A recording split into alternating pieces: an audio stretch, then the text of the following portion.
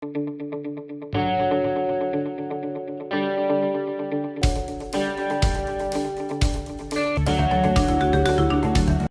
Friends, welcome to entertainment by Slevin channel. శశికళకు వ్యతిరేకంగా తిరుగుబావుట ఎగరవేసిన తమిళనాడు ఆపద్ధర్మ ముఖ్యమంత్రి పన్నీర్ సెల్వం తాజాగా జయలలిత చికిత్స విషయంపై సంచలన విషయాలు వెల్లడించారు. ఓ న్యూస్ వెబ్సైట్కు ప్రత్యేక ఇంటర్వ్యూ ఇచ్చిన ఆయన జయలలిత ఆసుపత్రిలో ఉన్నన్నాళ్ళు తాను ఏ ఒక్క రోజు ఆమెను కలవలేదని, కనీసం చూడలేదని తెలిపారు.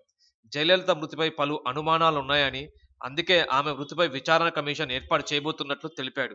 చెన్నైలోని అపోలో ఆసుపత్రిలో 75 రోజుల పాటు జయలలిత చికిత్స పొందిన సమయంలో ప్రతిరోజు తాను ఆసుపత్రిలోనే ఉన్నానని చెప్పాడు. నేను ప్రతిరోజు ఆసుపత్రి వద్దే ఉన్నాను. కానీ నేను అమ్మను చూడలేదు. ఒక్కసారంటే ఒక్కసారి కూడా చూడలేదని తెలిపాడు. జయలలిత ఆరోగ్యం గురించి వైద్యులు తనకు తెలిపిన విషయాలనే తాను మీడియాకి, పార్టీ నేతలకు చెప్పానని, ఆమె చికిత్సపై తనకు అందిన సమాచారం సెకండ్ హ్యాండేనని పేర్కొన్నాడు. జయలలిత చికిత్సపై, మృతిపై లండన్ డాక్టర్ రిచర్డ్ బిలే, ఇతర వైద్యులు ఇచ్చిన వివరణతో ప్రజల అనుమానాలు నివృత్తి కాలేదని, అందుకే తాను విచారణ కమిషన్ను ఏర్పాటు చేయబోతున్నట్లు తెలిపాడు. ఈ విషయంలో సమగ్ర దర్యాప్తు జరిగితే తప్ప ప్రజలు ఒక నిర్ధారణకు వచ్చే అవకాశం లేదని పన్నీర్ సెల్వం తెలిపాడు. ఆపద్ధర్మ ముఖ్యమంత్రి ఈ విధంగా మాట్లాడితే ఎలా?